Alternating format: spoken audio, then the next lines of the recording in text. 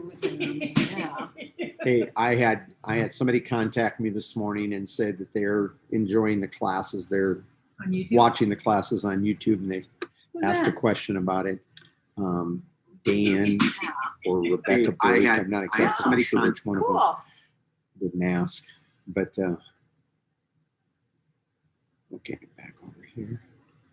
Anyway, but I wrote back and I said, yes, we're just taking our time. We're not moving any too fast. But I said, this is the slowest I've ever taught Greek. But I said, I think maybe this is good. There's some people that this is what we need. What happened? Yeah, like all of us old-minded people. I'm pretty sure I have dementia. Pretty sure. Starting now.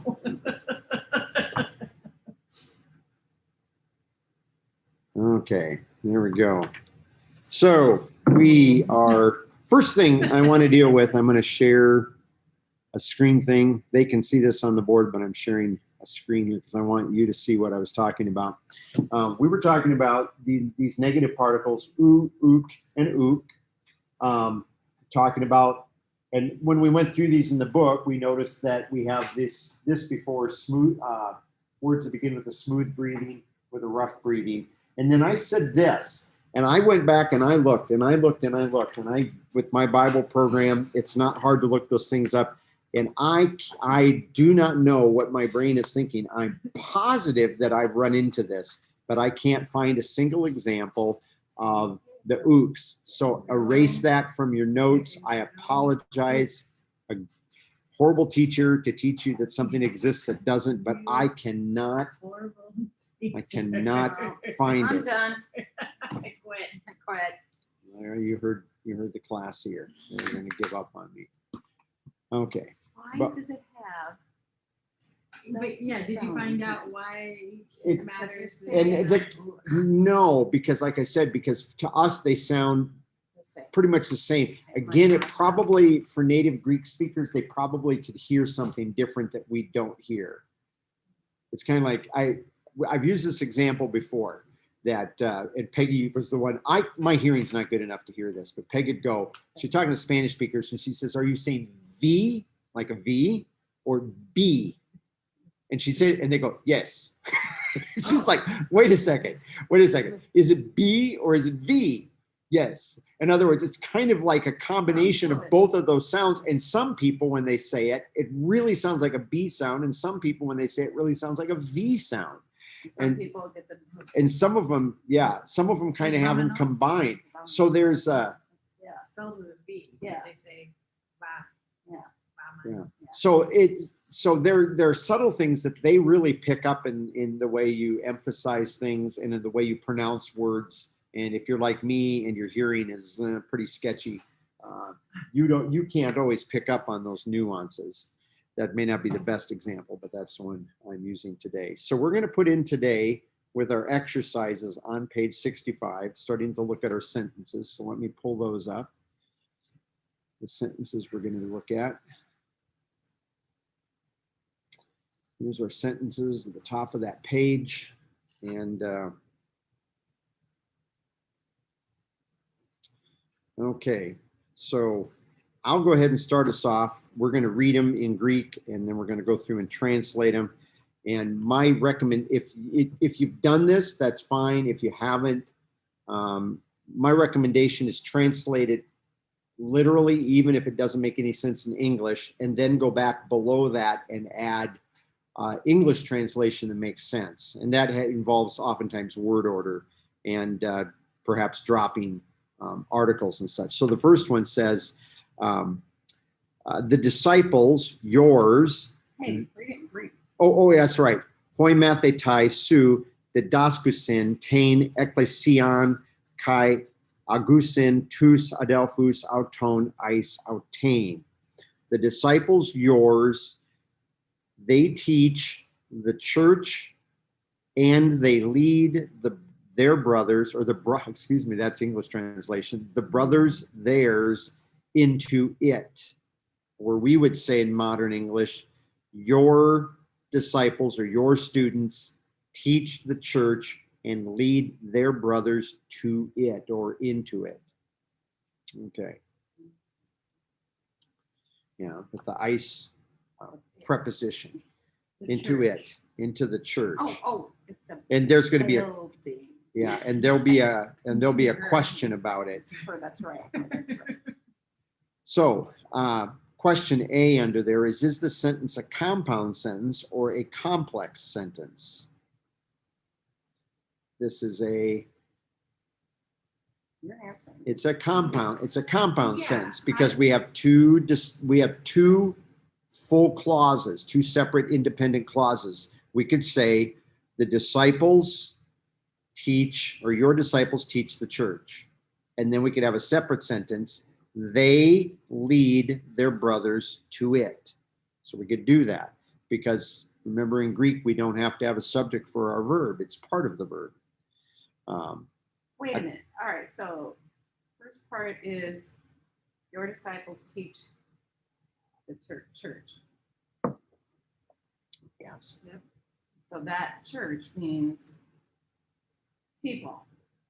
That's the way I would understand it. So the second part, and what's the second part? And they lead, Uh-huh. they Yeah. lead their brothers into it. And we could say into the group of people. That's the way so.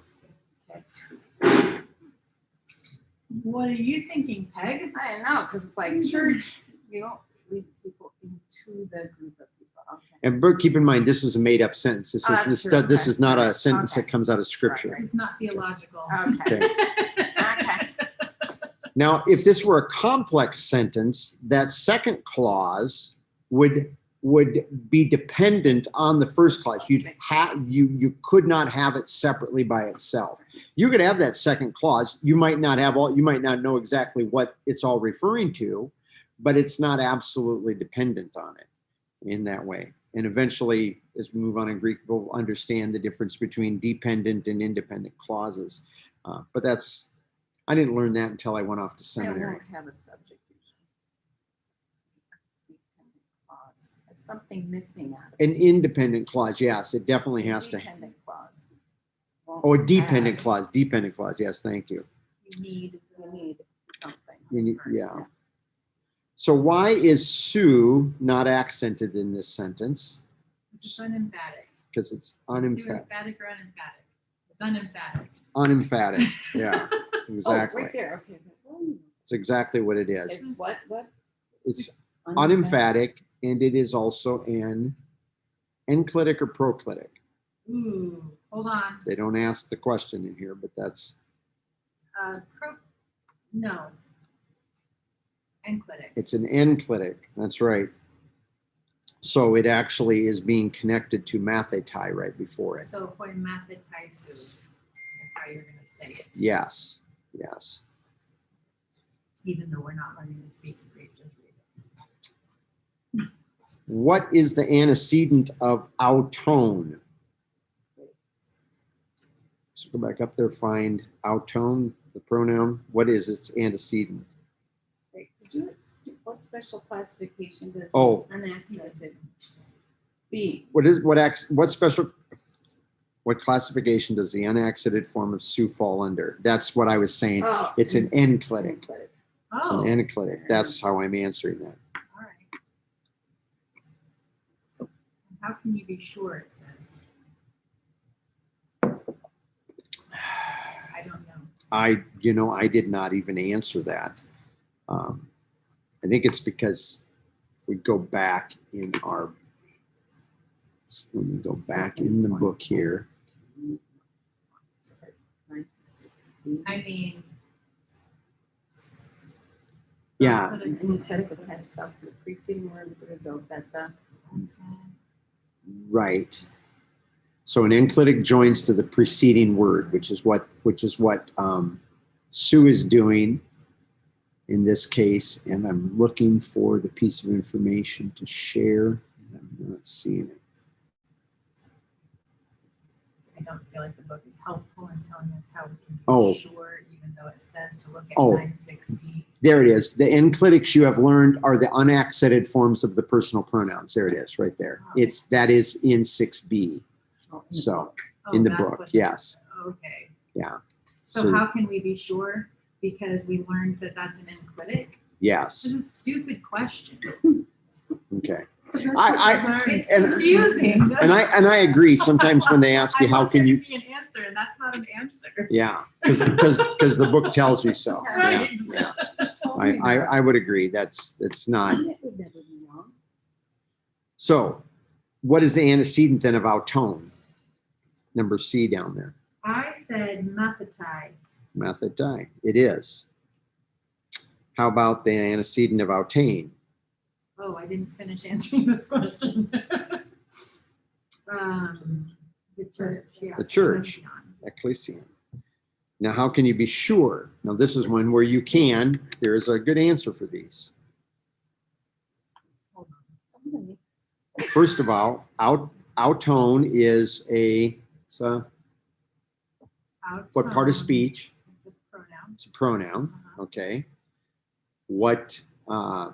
Masculine. Okay.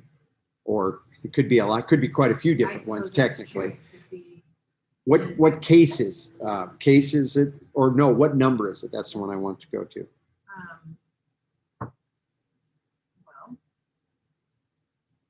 autone. I guess it's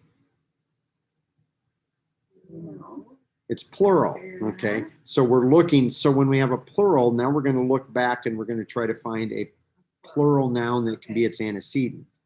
We have two plural nouns in this compound sentence. mathetai Mhm. and there's two plural nouns. You? Yeah, the other one is the I see. Delphus, Oh. right before it. Oh, that. Oh, yeah. But it doesn't make any sense for the brothers there. I mean, if there is referring to themselves, which might do that, but then it would agree in case, and it doesn't. Oh, am I right that it's mathetai? Yes, you are. Yes, because it's Yes. their brothers, right? Yeah, it's the Right. disciples' brothers. Yep. Okay. Now we come to ecclesia here, or ecclesian as we have it in our text. Mhm. How do we know that autane's antecedent is ecclesian? Feminine. It's feminine. Do we have any other feminine nouns back there that it can refer to? No. We don't. So it's singular and it's feminine. So it's agreeing in number. It's going to agree with its antecedent in number and in gender. Yeah, those were the two key rules. It doesn't always agree in case. And obviously it doesn't agree in case here because, well, it does. Ecclesion and autane does, but autone and mathetai don't because autone is genitive. Okay, so let's move on. Any questions on those? Mhm. Nope. Okay, so number 2. You want me to read it? Yes, please. Aspenai tis en humin proskalesdasto tus presbyterus tes ecclesias. So he is sick. Anyone with you, let him call the elders of the church. Okay, So, but we have a question mark in there, that semicolon, right? sure. So, is anyone sick with you? Let him call the elders of the church. Okay. And with you's fine. I translate that among you. And he was sick among you or among your group, but I With- wanted to do that too, but I thought probably the only reason I wanted to do that was because that's how I read it. okay. That's fine. Anyway, that's good. Okay, so let's move on. We haven't learned these. Tis is a nominative, singular, masculine, indefinite pronoun. Indefinite, which is why they're saying is anyone. It's not a certain one. And then they're giving you the breakout. This to me reminds me of, I think, was it that Chicago math program at school where they were introducing things 5 lessons before, Right. and you'd go, and they don't even talk about it again for 5 more lessons. It used to frustrate Peggy terribly teaching math. But they're kind of doing this, but maybe showing you that, getting you introduced to some of these things. So we have pros kalesas, though. We should just have Robin repeat that because she was doing better than me probably. Part of the speech, it's a verb. Its subject is third singular. You can see what the stem is there, proskale. From kaleo, to call. This is first aorist, which we haven't learned aorist yet, so don't worry about that. There's more than one aorist, which is That just has to do with form. It's kind of like us in English. We have words that we put in past tense by adding ed, and we have words that we put in past tense by changing their form, go and went, like that. Okay. So that's kind of the difference between first aorist is kind of like adding an ed to a word, and second aorist usually the form changes. okay. Voice is active, which we understand that. Mood, which we haven't learned, is imperative, and this is what we call a cohortative imperative, where he actually is What? in this It's a what? cohortative imperative or adjussive. Adjussive is Hebrew. Anyway, but it's where we translate it, let him call, rather than just say, call, because you're talking in the third person. Right, but let him call as a command, not as an allowance. Right. Yeah. Probably when he's saying let him call as an imperative, it's probably a very strong suggestion. This is what you ought to be doing. It's a third person, which we already saw that in the subject is the third singular, number is singular, and the lexical form is proskaleomai. Okay. Is ekklesias, is it genitive, singular feminine, ablative, singular feminine, or accusative, singular feminine? Plural. Accusative, plural feminine. Sorry, Peg, you can read better than I. That's all I can do. All I can do is All I can read. do is That's this. all I Yeah. know. Yeah. Oh, you're doing better Oh, than no, I'm not. Okay, I said it was genitive, singular, feminine. Because, and I'm sure because of the case ending the definite article, and it's telling us which elders. Okay. Yeah, so they're not, if it were accusative plural feminine, then that would in some way make church the object, but the object is actually the elders, not the church. You're not calling the church itself, you're calling the elders that belong to the church. Right. Yeah, very good. Okay. Peggy, I think that you ought to try to read for There's us. fun words in this sentence. Okay. Tus huios mu didasco kai doxa zomen ton theon. And go back and do Let. the word son again. Oh, huios. Yeah, okay. Huios. There we go. Do you want to try any of that? The sun. Yeah. Something and something. Okay. Good job. You're welcome. The sons of me I teach, Uh, and we glorify or we praise the God. So I translated this, I teach my sons and we glorify or praise God. It's exactly the way I did it. So And that doesn't mean it's right, but So sure. I did have a question though. Yeah. How do we determine whether it's glorify or praise? Will that be based on context? I would say it's glorified. There are two different words for praise in the New Testament, Okay. inasis and epinasis. This doxazo, I think, is, I would always translate it glorify. Okay. Problem with that is, modern culture, glorify or glory, people don't understand what that is. You have to explain it to them. And kind of the modern thought on translation is that people ought never to have words explained to them. So they're always trying to find a word that people know in modern parlance that they can use. And that's not praise though, because it's not the same. Because it's not, thing. it's not. Yeah. So you'd have to come So up we with, need to come up with another. the thing is I would give it an expanded translation where which people don't always like expanded, but I would say that we show God his full reputation. or we tell back to God his full reputation or his full weight. The Old Testament was the word for the Old Testament word glory meant weight. The New Testament Weighty word reputation. a weighty reputation. Yeah. So I would work on something to that effect. So doxazo is I am telling God. I mean, so that comes back to worship, and that is like praise. And it can be that, but you also, as we were looking at last night in 2 Thessalonians, you can also glorify God by how you live. So your life can be an expression of God's reputation. And that's actually probably the way I would understand this verse is I teach my sons. And once we learn that, then by the way we live, we glorify or we are expressing God's reputation in your everyday life. You're expressing this is who my God is because this is my life. They go, why do you live that way? It's because of my God. Now you're saying something, but does that make sense?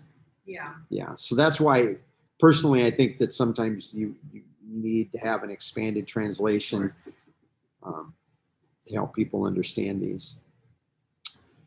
A, what is the antecedent of mu? Me. Okay. It's I, which is, yeah. Yeah. But where do we draw that from though? Yeah, Tabasco.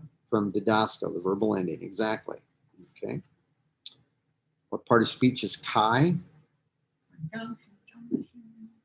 Okay. And what is it doing in this sentence then? It's joining two ideas. I actually, when I got to this question, I went back and thought that we could translate chi as so in this sentence also, but then we're like bringing theology to it. We would be, yeah. Rather than just translating it. Right. Because there are other words that talk about logical progression. Un is one of those particles that we haven't learned, or conjunctions we haven't learned yet. In this sentence, then I just put down it connects two independent clauses, kind of the same thing. Two ideas, two distinct ideas. Not distinct, but two independent ideas. C is tan thean translated God or the God. God. And on what do you base your answer? The God is weird English. Yeah, I used awkward, but yes, weird words. It is, yeah. You could write a Bible and you could keep all the different articles in there and people could make sense of it, but they'd always be going, that's weird. That's weird. Yeah. Okay. The next sentence then, if you'd read that, please. Dia su hatheas agai ta tekna aistain basilayan autu kai di auton tus alus.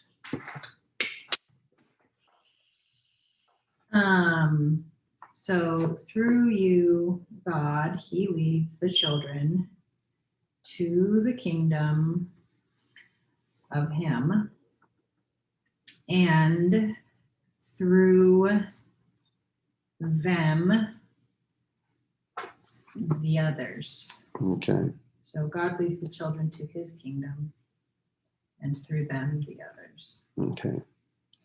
Now this is one of those where we were talking about our verbalist clauses, and that last clause there after the chi, through them the others, is really a verbalist clause. It's through them he leads the others, right? Technically. So here's one where you're drawing the verb from the context, which makes this a complex sentence and not a compound sentence. Yes. I'm gonna say I don't know. I think because of the nature of the way, I'm just going to say I don't know. I still want to answer that. I think because of the nature of the way Greek works, that it can drop verbs so easily because they're implied from context. Then I'm going to say it can still function, it can still be considered a compound sentence in that regard. Even though without the first part, we could not draw, That's, Context. yeah, we would have to, yeah. so doesn't that make it dependent? Let me check with somebody on that one. And I'm does gonna call it my. really matter, or are we just learning grammar?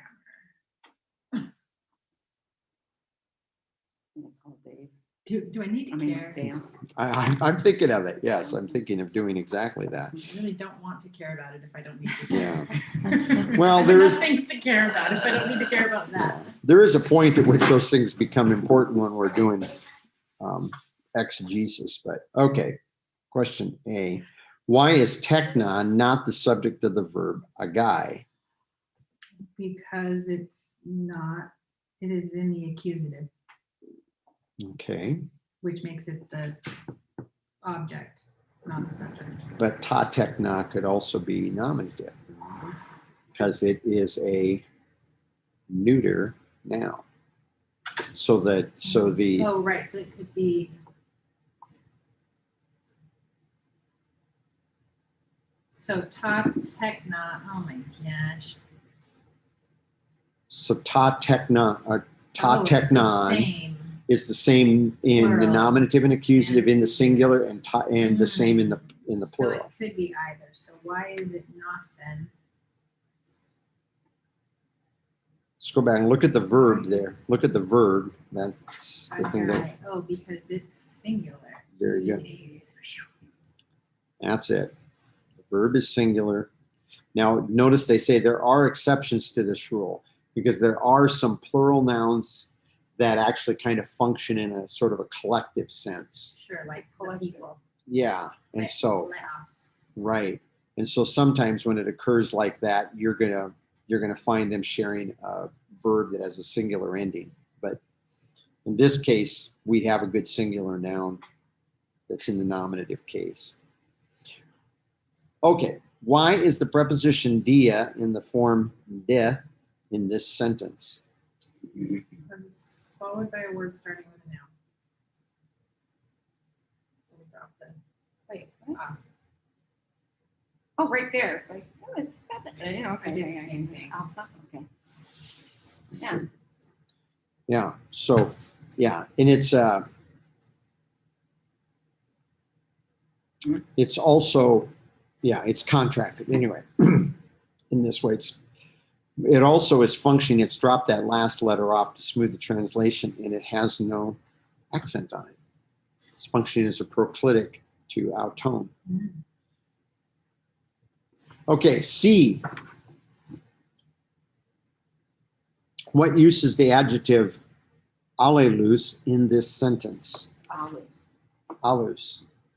Oh, I don't know why I put, because we have allelus, yeah, which is one another. What is the use? What is, What use is the adjective alus in this sentence? Oh. It's substantive. Yes. okay, The usage. mm-hmm, Yes. yes. So it acts as a noun. And what use is that noun in that sentence? Oh. Are you asking what is the significance of this use? Is that what you're No, asking? no, I'm asking what We're is still its, stuck on that first question. what is its use then? Mm, In other words, what's it functioning? What's it doing in Oh, that? it's the Yes, object It's the object. of. Well, it's the object of a guy, but not the first time. Right. So the way I answer that, no, you've got it right. It is the object of the verb lead, which is understood or implied from context. No, that's Okay, right. so how do you write that out? What do you mean? How do you write out what you just said? I wrote, it is the object of the verb lead, which is understood. Okay. Or I didn't write implied by context. I should have added that too, just for clarity. Okay. I'll go ahead and I'll read the next one here. Wait, so did Oh. you answer Oh, both of these? what is the then? significance of this use? Okay, and that the use, the substantive use means it is functioning as a noun, which So that you, first question, is it asking, is it being used substantively, or is it asking what, how does it function? I think it's Did probably, you add the function question, or is that what it's I asking? think I'm answering it in terms of the function, but attributive or a substantive is the answer I think they're looking for. My mind For didn't the even go first that way. one, the first question. Yeah, and then what is the significance of this use? Then it's the, And that would be that it's an adjective, but it functions as a noun so that it can function as the object of the verb. say that again? As a noun, it's functioning as the object of the verb. Wait, Simplify that. okay. Say that again? I'm simplifying that. As a noun, it is functioning as the object of the verb. So alus is an adjective functioning in the substantive use. So it's functioning as a noun rather than as an adjective, making it the object of And we do that too, don't the we? implied object. No, the object The- of the the implied verb. by. And we use adjectives substantively, don't we? Like, you know, if somebody goes out, if you're going to go do something outside and you're going to put your tennis shoes on, you tell your kids, don't put the good ones on, put the icky ones on or the crummy ones on. Crummy ones are the crummy shoes, but you're using crummy, an adjective in place of the word shoe. We do that too. So Ones. Crummy. yeah, crummy. Even good, and even goods. You didn't say that right. What? Don't put the good tennis shoes on. So Well- now the good ones on, you're using ones as shoes. Right. Yeah. Yeah. Yeah. Because we don't just say, yeah. Anyway. Okay. So let's go to verse number 5. This is Okay. the one. Okay. Number 5. That's you, Ha presbyteros gaiu to guy. and gaio because remember I think I did talk about it in here. To agape to han ego agapo en aletheia. So the elder to God, yes. The elder to Gaius, to the beloved, whom I love in truth. Wait. Say that again? He's just. The elder to The Gaius. elder two guys? Yeah, to Gaius, because Gaius is the dative form here. It's lid form, but I'm gonna emphasize it. Oh. You're sending it to him, so we're gonna take it in the deus So, form. So in the nominative form, the name Gaius would be gamma alpha iota sigma. And so now we're doing gamma alpha iota. Yeah, because there's your vocabulary from a Gaius in your at the beginning in Oh. here, so you can Oh. see what it looks like. So this is the dative form of it. So the elder to Gaius, to the beloved one, whom I love I love in truth. Or to put it the way we would translate it, the elder to Gaius the beloved, whom I love in truth. Or to the beloved Gaius, we might even say. We might even put beloved in front of The Gaius. beloved elder, No, that's how I say it. it's the elder to the beloved Gaius. Because Oh. 'Cause Gaius, I to, see. agape to, those are all in the We dative are case. not- Okay, say I'm that. with you now. Say Okay. that again. Okay. The elder. The elder, that's the, Go back to the beginning. yeah, the elder, Oh, okay, okay, presbyteros, okay. that's our subject. Who- And now we have a dative. We have three dative. We have a dative proper noun, dative definite article, and a dative Okay. adjective here. Because the article and the adjective are telling you that is in what go back up to the last question. What is the use of the adjective? What form is that? Attributive. That's attributive. So it's attributing the quality of being beloved to Gaius, whom then I love in truth.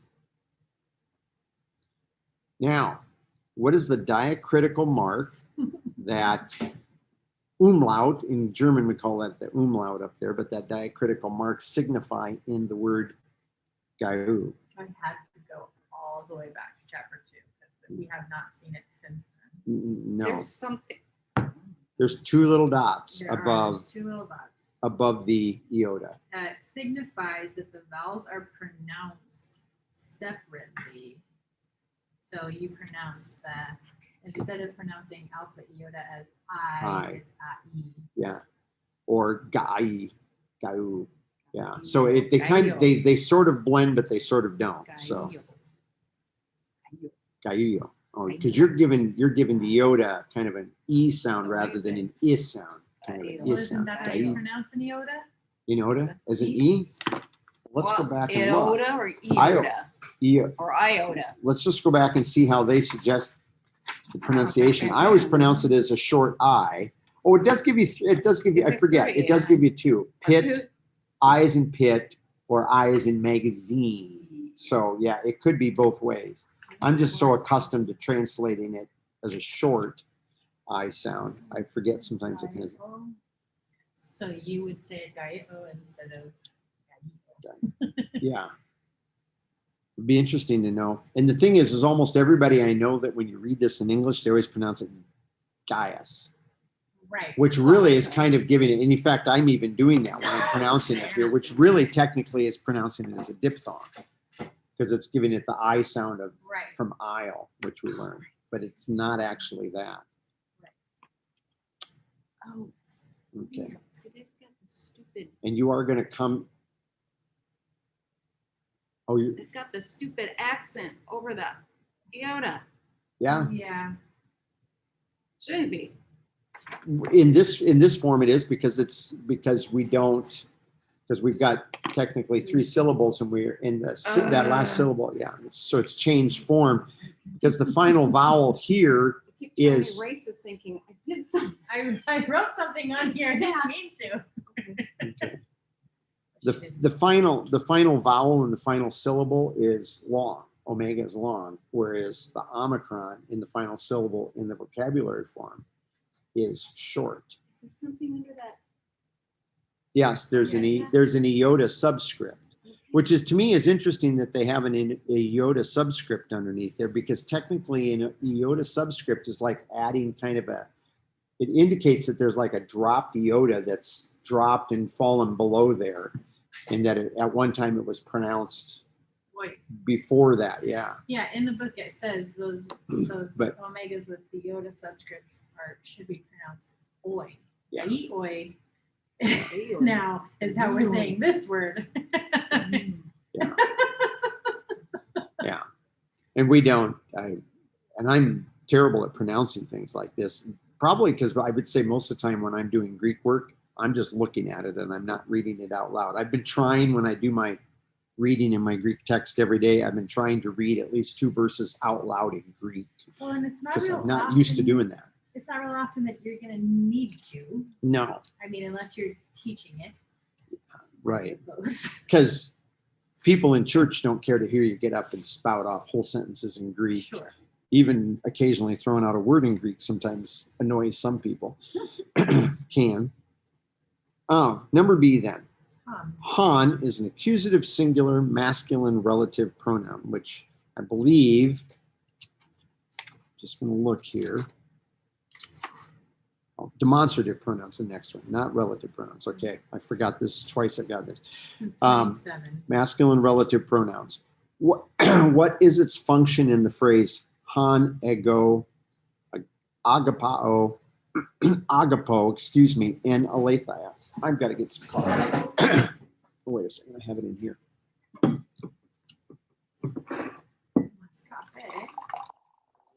What is its significance? Function. Its function, sorry. Oh man. What's the first question? What is its function in the phrase? What is the significance of this function? Well, now I'm questioning whether I know what it's asking or not. It's the object of agapo. It is. It is. It's, in fact, it's the direct object of that. Okay. It's exactly what it's doing. So what is the significance of this function? Again, this is a stupid question. It's kind of, they've asked it twice. What is the function in that phrase and what is the significance of that function? Yeah, you're really saying it twice. You're saying it's a direct object. So you're saying it's the object of the action of love. Yeah, it's kind of a redundant question, redundant answers. Two different things though. It could ask. be. Yeah. It But we could don't be. have an I answer, have no though. idea. Yeah. What are you thinking? Well, let's go back. Let me go back and look up 5G. I don't always go back and look all these things up unless I really have a question. I'm just kind of curious what they're saying. Oh, maybe this is what they're getting at because it's in the accusative case. It's a case of limitation. So it's limiting the love to That's the Maybe. function. maybe that's what they're trying to Main get at. usage is with the direct object. Right. Yeah, no, I think they're trying to get at that it's the direct object, but See, and I put that as an answer to the first the question of action those two. extends to and is limited to the object. So the significance of this function is that it limits the object or It limits the action. limits the action. So we're not just saying he loves everybody, which that may be true, but in this particular sentence, he's saying I love Gayu. Gayu. Gayu. I'm still not saying it quite right. That's all good. What is the significance of the presence of ego in this sentence? So in the second part of this sentence, we have ego agapo. Emphasis. Yeah. Because you don't need the pronoun. It's part of the verb. Okay. So like he really wants us to know that it's me. I really love Yeah. this guy. I indeed do. Number 6. You read that. Fine. Ego aimi doulas ude mathetes. Okay, and it's not What? ude, it's not ude, it's Where? right before the Oh, day. that's a sigma. Yeah. Sude. Sorry. Yeah. Sorry. That's okay. Okay. So ego is I. Aimi is I am. So I am. Doulos Slave. is a slave. Sa or su is you. Da is but. And then I is the second person form of I me. So I me is I am, I would be you are, and mathetes, disciple or student. So translate that for us then. Like you've talked about before, it's I myself am a slave, but you yourself are a student. So I'm Yeah. a slave, but you are a student. Yes. Why is doulos in the nominative case rather than the accusative case? Predicate nominative. It's predicate nominative. It's a complement. And you asked the question the other day and I pulled out my, Harcourt college handbook from almost 40 years ago in college and, or looked at that and yeah, they taught in there predicate nominative and predicate complement in that. So we do speak of that. It's the same thing. Yes. Yeah.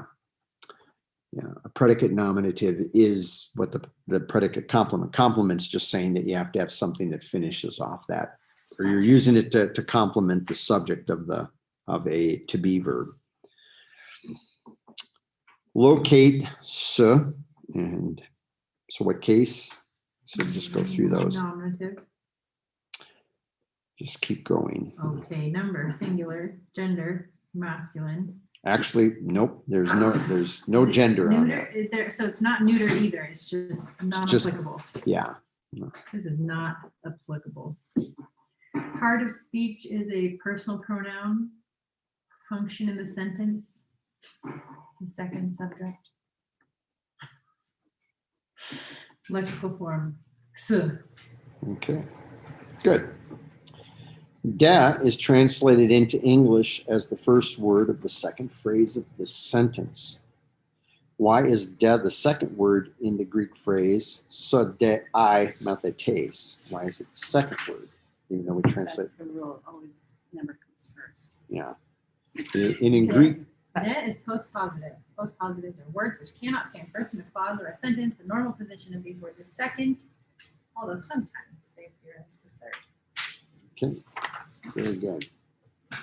Let's tackle number 7 and we will call it a day. All right, we're really getting through these. I didn't do number 7 yet. Oh, really? Well, maybe we should stop then. we should stop because that would be a good place to give everybody time to do this. And there won't be class on Tuesday because we are going to the west side on Tuesday. So we're going to have to cancel out on that. So it'll be next Thursday. So it gives you, so I expect all the rest of these to be done by next Thursday. Well, I mean, that's realistic. That's a realistic expectation. But I do have a puppy and 3 children.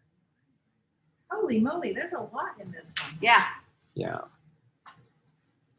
And I'm going to, let me see, down at the bottom of page 69, Okay. down at the bottom of page 69, when you're parsing the DOSCO, one of the things that they're going to ask you in there, Augment. they're going to add augment to that. What? And do not worry about that.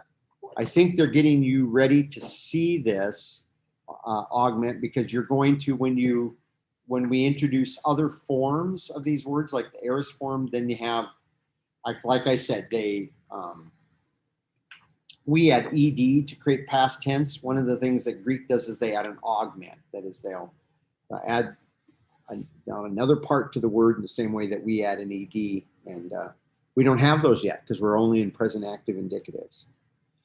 Why didn't they just do that for us? Well, because they're, Explain it. yeah. Right, should I know? I'm not that? exactly for sure why they throw that in at that Yeah. point. Roscoe I think is it was in a typo. 3. Well, they've got that more than once in some of these last ones here. So I'm not, 3, second person. I don't see anywhere where it talks about augment. no, I know, you're not going to find it in there because you're not going Tells to, me it should. because you don't run into augments until, let me see, I'm going to look at our table of contents here. Present tense, second person. You're not going to run into augments until you get into the imperfect, which is in lesson 12, because you're going to add an augment that'll indicate that. So we're a couple lessons away yet. Huh. It's just stinky.